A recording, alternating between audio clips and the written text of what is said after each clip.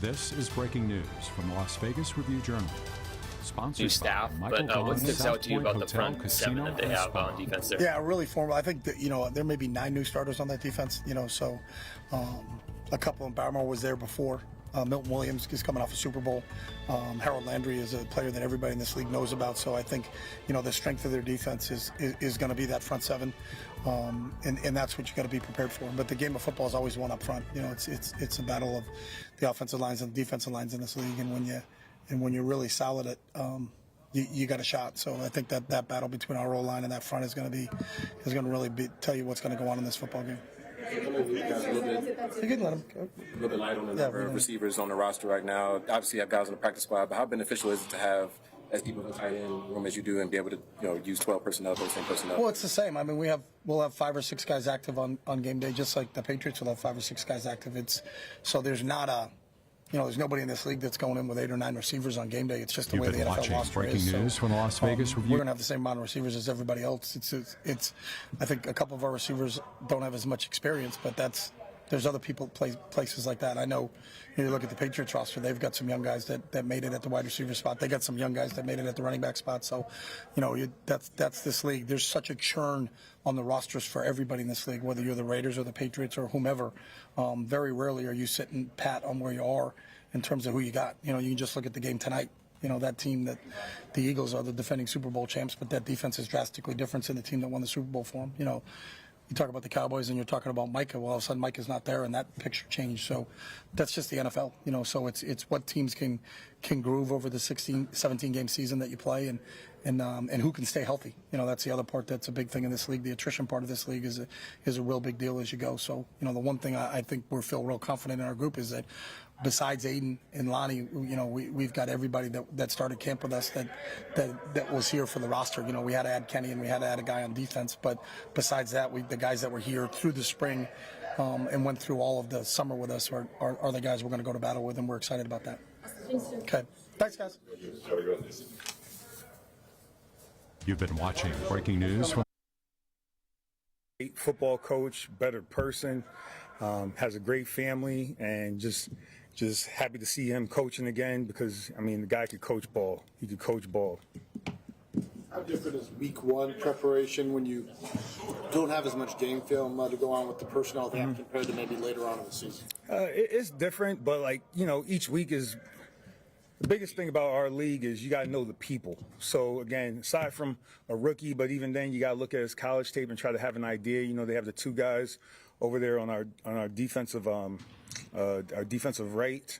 You just watch some of their college tape and some of the preseason just to get a feel for them. But it's about the people. They have the backs that probably going to do certain jobs. You understand the quarterback watching tape there. So before we get into the scheme and everything, each week you got to talk about the people and try to anticipate how they're going to utilize those guys. So that part's similar.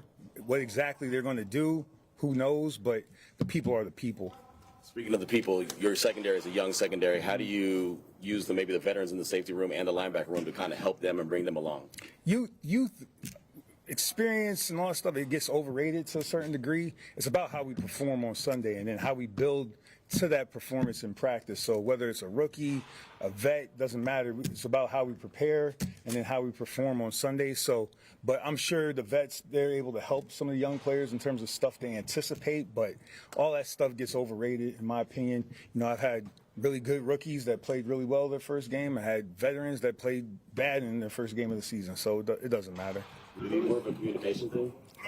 Everything's communication on defense. I can't harp on that enough.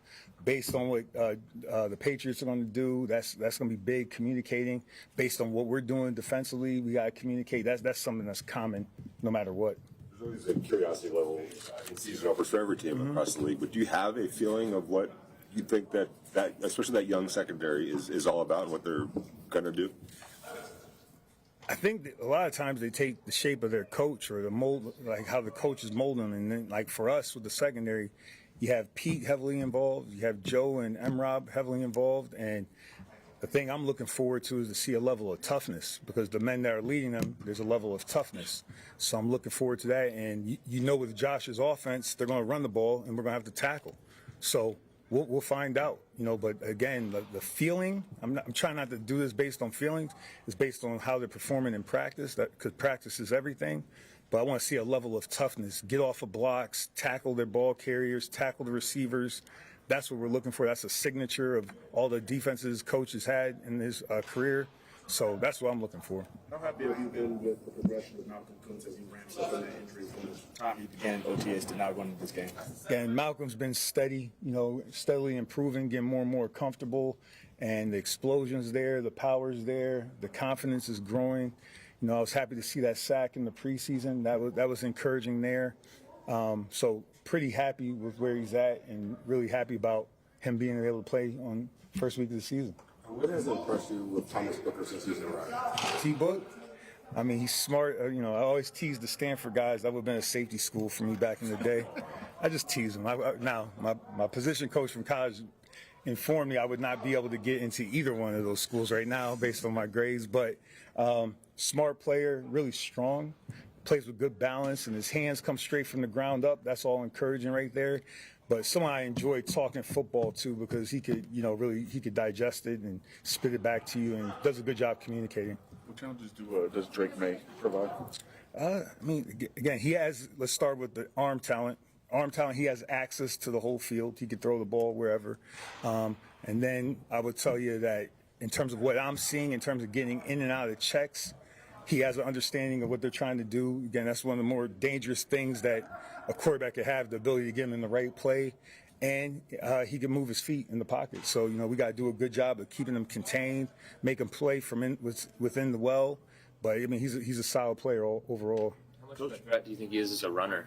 Oh, yeah, it's legitimate. He was second most in terms of yards, 476. Don't quote me on the number, but, I try to keep up to the stats and stuff. But, this guy, he's a dangerous runner, not just as a runner, but also as when he scrambles to throw the ball. Because, again, he has the arm talent to get the ball anywhere on the field. So that's a problem. For you, Coach, what's the difference between being in the booth and being on the field like you are now?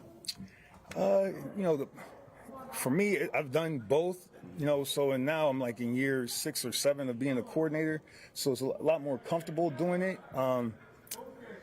One is you get the vibe of the game a little bit more, get to talk to the players directly. I'm not having to go through somebody. My eyes are trained to be able to see it, so that's okay, but obviously when you're up top, it's just a little bit clearer, it's a little bit calmer. I have a Coke in my hand, Diet Coke in my hand. Okay, I don't. It's a real Coke. I'm sorry. It's a real Coke in my hand. I can have a Snickers in between. None of that stuff is happening. And if I do, they'll catch me on camera.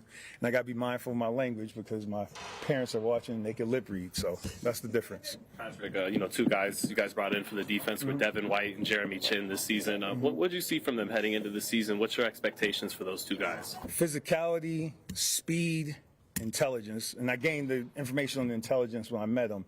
But they're two guys that I've used as teach tapes over my career in terms of showing good linebacker play with Devin, in terms of with Chin showing versatility because he's been moved around all over the place and understanding that. So with those guys, everything that I thought about them, they've shown, and I'm looking forward to seeing it come to fruition on Sunday. Thanks, Coach. That's good. Thank you. Yep.